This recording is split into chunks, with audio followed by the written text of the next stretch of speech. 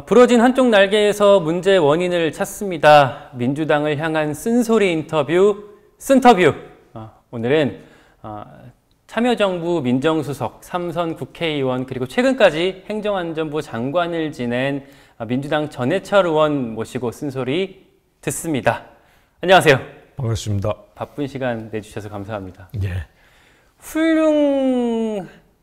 최근에 윤석열 대통령 전 정부 장관들보다 전 정권 장관들은 훌륭한 사람 없지 않느냐 이렇게 얘기를 했는데 혹시 기분 언짢지 않으셨어요? 저를 꼭 지칭해서 하는 것 같지는 않은 것 같고요. 전 정부 또는 전 정권이라면 누구를 말하고 어떤 기준인지 알 수 없지 않습니까? 저는 이제 그런 식으로 해서 인사를 하고 또 인사를 임용하는 것을 소홀히 해서는 안 된다. 기준을 소홀히 해서는 안 된다라는 생각에서 아주 부적절한 말씀인 것 같습니다. 행안부 장관 마치시고 돌아오셔서 전당대회 이제 당대표 출마로 유력하게 좀 거론이 되시다가 이제 돌연 불출마를 선언하셨잖아요. 당대표 나가고 싶었고요.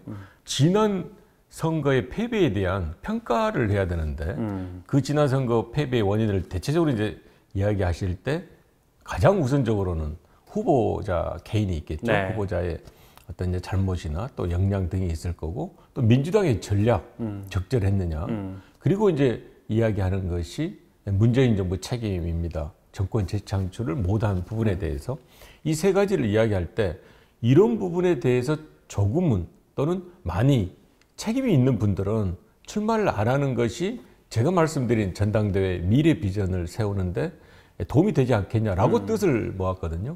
저는 문재인 정부 책임에 대해서 그분들의 말씀을 다 동의하지는 않습니다.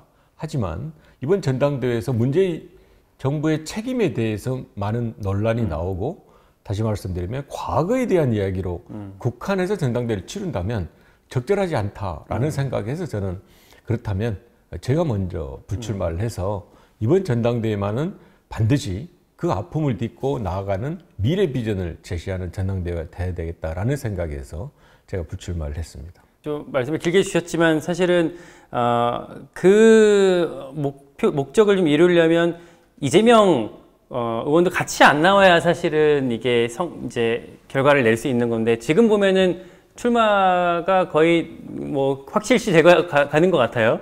이재명 고문께서 나온다면 당연히 전당대회에서 대선 특히 또 지방선거 패배 책임에 대해서 이야기를 하지 않겠습니까? 그렇다면 제가 말씀드린 전당대회의 뜻, 미래와 비전을 제시하는 이런 전당대회가 하기 어렵다라는 뜻에서 저는 이재명 고문이 출마를 하지 않았으면 좋겠다라고 이제 몇 차례 이야기를 했고요. 이번 전당대회에서는. 그리고 한편으로는 그런 갈등 관계를 야기할 수 있는 분은 더더군다나 좀 물러나면 낫겠다라는 이제 이야기를 해서 저 역시도 말씀드린 대로 다 동의는 하지 않지만 제가 할 수 있는 일이다. 나와도 안 될 것 같으니까 먼저 포기한 거 아니냐 이런 말씀하시는 분들이 있었던 걸로 기억이 나요. 실제로 이재명 고문께서 이제 출마하면 얼마 전까지 저희 당의 대선 후보였기 때문에 많은 지지를 받을 수 있다고 생각을 합니다. 하지만 역대 전당대회를 보면 꼭 전당대회 결과가 그렇지만은 않았습니다. 왜냐하면 이 전당대회 많은 부분을 차지하는 분들이 실제 비율에 있어서 대의원 또 당원분들이거든요. 그분들은 누구보다도 당을 생각하고 그리고 지난 선거에서 역할, 책임 등에 대해서 많은 생각을 하기 때문에 저는 그대로 전당대회를 한다 하면 그거는 반드시 진다라고 이제 꼭 생각을 하지 않고요. 말씀드린 바와 같이 더 우려되는 것은 그 과정에서 최대한의 갈등이 생길 것이다. 그 책임론을 이야기하면서 그걸 강화해야 이길 수가 있는 것이고 또 한편에서는 그렇지 않음으로 인해서 하나의 똘똘 뭉침이 있어질 건데 그것은 바람직하지 않다라는 생각이고 많은 분들이 그렇게 우려를 하고 또 그런 우려를 저한테 이야기할 때 저는 그런 말씀을 다 이렇게 무시하기는 어려웠다. 그러니까 아니 왜냐면 예전에 경기도지사 경선할 때 워낙에 좀 이렇게 치열하게 붙었다 보니까 그런 우려가 또 재현되지 않을까 우려하시는 분들이 있었나 봐요. 꼭 그거는 아니고요. 네. 물론 이제 당시에도 제가 치열하게 했었지만 전당대회가 정말 극심한 갈등이 된다라는 우려의 말씀들을 많이 저한테 했고 그 불출마를 먼저 당기시면서 그 다음에 홍영표 의원, 이인영 의원 이제 각각 다 불출마를 선언하면서 지금은 이제 어떻게 보면 큰 판에서는 이재명 대 97세대가 이렇게 붙게 되는 모양새로 가는 것 같아요. 강병원 의원, 뭐 강훈식 의원, 뭐 박주민, 또 박용진 97세대가 등장하면서 이게 붙는 그림은 그러면 말씀하셨던 어떤 뭐 과거에 대한 평가보다는 당의 가치와 노선 쪽으로 방향이 잡히고 있다고 보시나요? 출마하신 분 세 분, 네 분 이야기를 보면 지금 당장은 반성과 성찰에 대한 말씀들을 많이 하고 있지만 앞으로는 그분들은 상대적으로 자유스러운 분위기에서 또 자유스러운 지위와 처지에서 미래를 이야기할 수 있다고 생각합니다. 가야 될 방향에 대해서 이야기한다면 그는 저는 전당대회가 바람직한 방향이다 생각을 하고 또 그러한 모습은 반드시 나이와 세대만을 말하는 게 아니고요. 말씀드린 바와 같이 과거에 해왔던 또 과거에 많은 역할을 했던 분들은 한 발 물러나 주는 게 좋다라는 생각을 합니다. 당의 어떤 이제 전반적인 얘기로 넘어갔으면 좋겠는데, 그러니까 왜 민주당이 여기까지 오게 됐을까에 대한 원인을 짚으시는 포인트가 각각 조금씩 다르신 것 같아요. 제가 일관되게 이야기한 것이 평가를 해야 된다. 제대로 된 평가를 하지 않으면 저는 더 나은 길을 가기 어렵다. 평가라는 걸 어떻게 해야 돼요, 구체적으로? 일단 평가위원 구성이 중요합니다. 아, 뭐 위원회를 만들어서요? 그렇습니다. 일단 평가위원회 구성을 하고요. 네. 하나의 그냥 밀실에서 평가위원회가 평가 결과를 만드는 것이 아니라 제가 말씀드린 대로 많은 다양한 방식의 평가를 주어지는 것을 다 수렴하고 또 중간 과정에서 많은 분들의 의견을 듣고 하는 것 등이 저는 제대로 된 평가다. 그러니까 지금은 산발적으로 뭐 초선 모임, 재선 모임, 뭐 삼선 모임, 아니면 뭐 더미래니, 민평련이 각각 그거를 그 안에서 의견들을 모으고 아니면 이렇게 인터뷰를 통해서 말씀하시고 이런 것들이 비대위나 지도부를 통해 뭐 보고가 되는 정도, 그리고 그 안에서 그냥 논의하고 마는 정도라면 이거를 구체적인 위원회를 만들어서 그걸로 하나의 어떤 페이퍼로 결론을 내자라는 말씀. 그렇습니다. 실제로 평가위원회 구성하는 것은 이미 저희들이 의사결정이 됐고요. 네. 지금 비대위 산하에 평가위원회를 구성해서 아마 제가 알기로는 조만간에 네. 그 위원회 구성을 발표할 것입니다. 거기에서 이제 말씀드린 수많은 평가 결과를 수렴하고 또 이릉의 기준을 정해서 평가의 과정을 거치고 특히 절차적 정당성 역시 확보할 수 있는 방안 등을 마련한다면 하나의 결론이 모든 분들에게 공감대를 다 거치지는 못한다 하더라도 그 평가의 과정 절차 그 중간 과정이 또한 공감대를 형성하고 그러다 보면 사실은 중요한 문제들은 다 도출될 수가 있습니다.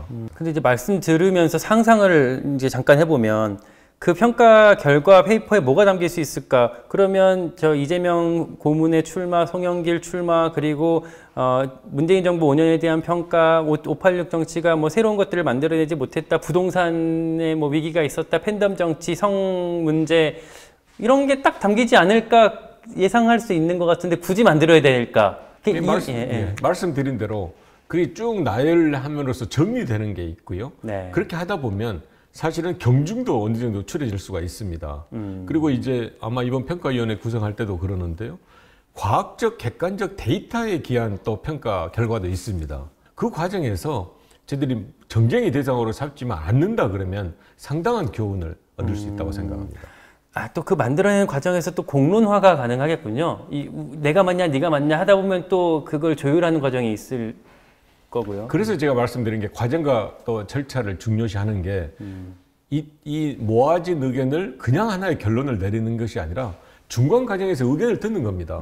거론될 만한 그 아이템 중에서 특별히 좀 생각이 드는 부분 중에 하나 아까 여러 가지가 있지만 뭐 문재인 정부 그리고 혹은 친문 정치가 과연 잘했느냐 뭐 이런 얘기들이 분명히 나올 텐데 대표적인 친문 정치인 중에 한 분이시잖아요. 옛날에 뭐 삼철 뭐 옛날 얘기긴 하지만 양정철, 이호철 더 앞에 전해철 뭐 이런 얘기들이 로 표상되는 게 있는데 이 친문 책임론, 자성론에 대해서는 어떻게 좀 보고 계세요? 문재인 정부 책임에 대해서 저는 객관적이고 정말 투명하고 공정하게 평가해야 된다고 생각합니다.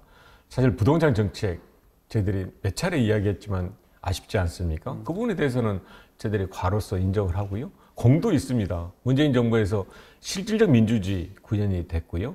또 반부패 개혁 정책 많이 했고, 또 남북 간의 평화 공존, 또 코로나19 극복하는 등의 공도 많이 있다고 생각합니다. 사실 저는 공이 더 많다라고 이제 생각을 하는데요. 네. 그런 과정에 있어서 객관적으로 또 공정하게 이제 평가를 해야 되는 거고, 그런 근거에 기해서 반성이나 또는 책임을 이야기해야 된다고 생각을 합니다. 그러지 않고 막연하게 반성해야 된다, 근거해야 된다라는 주장에 대해서 저는 전혀 동의할 수가 없고요. 오히려 그런 부분에 대해서는 서로 간에 도움이 되지도 않고 앞으로 나아가는 데 있어서도 오히려 지장을 주는 거고, 사실 문재인 대통령께서 마지막까지 40%의 지지율을 보였거든요. 네. 그만큼 많은 국민들이 사랑해 주시고 지지해 주셨는데 그분들의 뜻에도 반하는 거다라는 생각을 합니다. 문재인 대통령 지지율이 마지막까지 40%를 유지했다는 점은 이 책임은 그렇게 크지 않을 수도 있다라고 생각할 수도 있다는 말씀이신 것 같아요. 저는 문재인 정부 책임이 과다하게 이렇게 이야기하거나 또 굉장히 마치 실패한 것처럼 이야기하거나 이렇게 이야기하는 부분에 대해서 전혀 동의하지 않습니다. 그 논리는 그거잖아요. 사실 5년 만에 결과적으로 정권 교체가 됐기 때문에 실패로 규정하는 거 아니냐라는 이제 그런 지적들이 있는 건데, 그렇지 않다. 이 대통령 선거라는 것은 과거 회의에 대한 것도 있지만 미래를 보고 하는 투표 성향도 굉장히 많은 거거든요. 그러니까 그걸 강조하시는 분들의 어떤 다른 목적이 있다고 보실까요? 공공연하게 어떤 프레임을 만들고 또는 그런 주장을 계속 한다는 것은 저는 별로 적절하지 않다라는 생각을 합니다.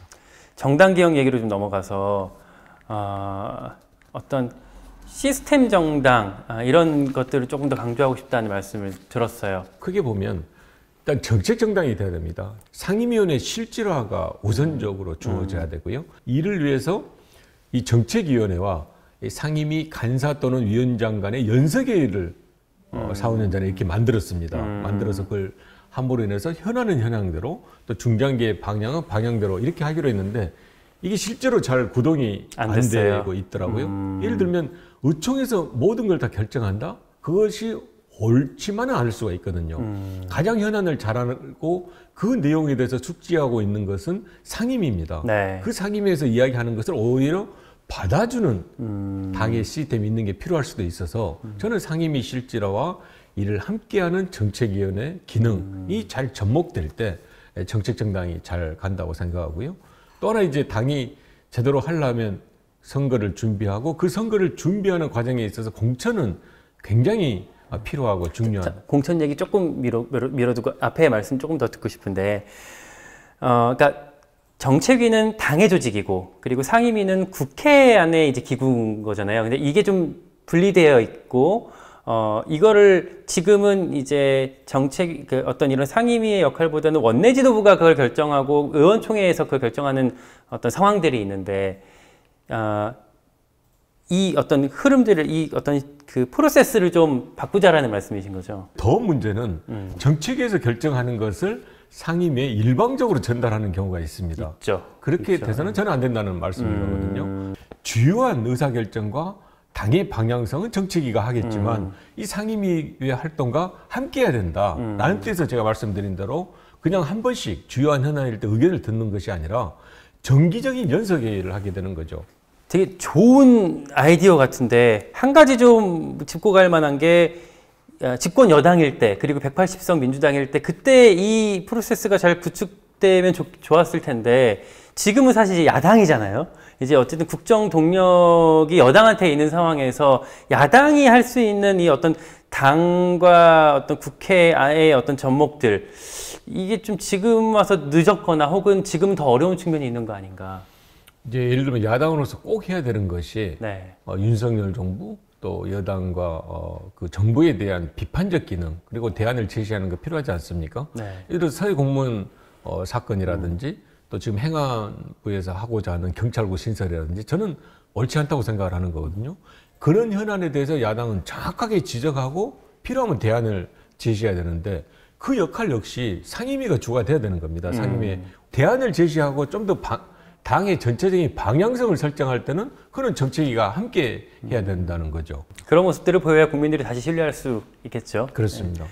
아까 말씀 중간에 넘어갔던 공천 문제, 사실 정말 어려운 문제일 것 같아요.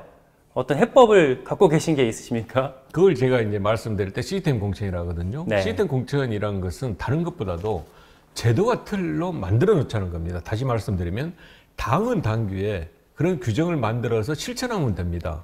이제 예를 들면 제가 2014년, 15년에 전준이 이제 활동을 하고 그게 네. 구체적으로 전당대회에서 통과된 규정이 있는데요.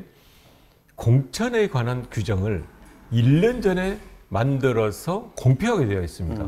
그와 같이 1년 전에 이야기를 하면 이제 후보자 분들에게 예측 가능성을 준다라는 이제 말씀을 드리고, 더 중요한 것은 지도부가 자의적인 권한 행사를 못하게 됩니다. 1년 전에 공표되어 있는데 어떻게 자의적으로 하겠습니까? 그동안 뭐 전략공천이라든지 또는 지도부의 특별한 의결에 의해서 네. 많은 것들을 전행을 해왔던 게 있거든요. 그런 걸 하지 못한다, 또 안 한다 라는 데에서 저는 줄서기를 한다든지 또는 지도부에 따라서 공천제도가 바뀌는 것을 막을 수 있다 해서 제가 이제 그 규정을 해야 된다 이렇게 여러분들하고 뜻을 모아서 실제로 이제 구현을 했는데, 네. 지금까지 5, 6년간 그 규정이 실효성 있게 된 적도 있고 안 된 적도 있습니다. 시스템 공천이 안 되고 자의적으로 된 경우들이 많이 있나요? 뭐 옛날에 이해찬 대표 때 우리는 시스템 공천했다 이렇게 그런 그 어떤 그 구호들만 기억이 많이 나서. 문재인 당대표 시절에 정확하게 시스템 공천을 했고요. 네.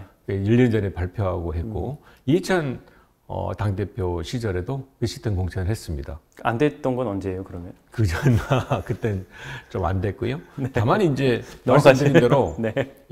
그러니까 두 분은 잘 됐으면 잘 안 됐던 또 당대표가 있지 않습니까? 네. 제가 말씀드린 거는 그 시간에 그 굉장히 엄격한 적용과 준수가 필요한데 그걸 이제 안 지킨 당대표도 있었고요.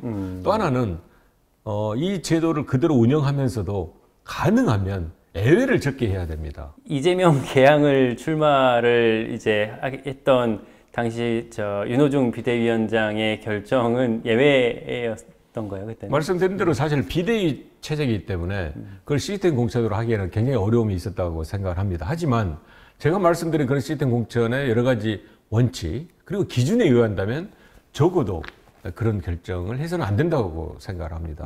마찬가지로 서울시장 당시 그 선거에 있어서도 많은 의원들이 거기에 대해서 반대도 하고 또 의견도 표명하지 않았습니까? 라고 했다면 그 의견을 저는 수용하는 게 맞는데, 그런 면에서 제가 말씀드린 시스템 공천 제대로 작동하지 않았다 생각합니다. 정말 내가 당대표가 된다면 이걸로 내가 당을 살려야겠다라고 고민했던 게 더 있으셨다면 어떤 게 있었을까요? 문재인 정부에서 2018년 11월에 한 번 여야정 국정상설협의체를 하고 이후에 하지를 못했거든요. 네. 저는 이때 계속 주장을 했던 게, 물론 안 됐습니다만은 이 협치를 제도화해야 된다. 설령 조금 손해보고 저희들이 생각하는 것을 다 관찰하지 못한다 하더라도 대화를 할 수 있는 제도화가 굉장히 중요하다 했는데 저희들이 이제 미흡했던 거고요. 저희들은 좋은 의미로 준연동형 비례제를 했습니다만은 결과에 있어서는 위성정당이라는 아주 나쁜 결과를 초래했던 것에 의해서 완성이 안 됐지만, 저는 이런 시도를 계속하는 것이 정치개혁을 위해서 필요하고 무엇보다도 결국은 정치가 제대로 역할을 하는데 필요한 일이다 생각을 합니다. 정치가 제대로 역할을 하는데 필요한 일들을 이제부터 조금씩이라도 꾸려가야 되겠죠. 그 하는 과정에서 역시나 어쨌든 지금 여당은 또 국민의힘이기 때문에 민주당만의 힘으로 또 할 수 있는 건 또 아니고 국민의힘과 같이 또 발 맞춰서 가야 될 부분들도 있을 것 같고, 그 과정에서 또 이제 행안부 장관의 또 경험도 있으시니까 또 그리고 중진 의원으로서의 또 역할도 당 안에서 또 당 밖에서 계속 해주셔야 되지 않을까 기대합니다. 네, 그렇게 하겠습니다. 많은 시간 내주셔서 감사하고요. 오늘 말씀 여기까지 듣겠습니다. 감사합니다. 고맙습니다. 네.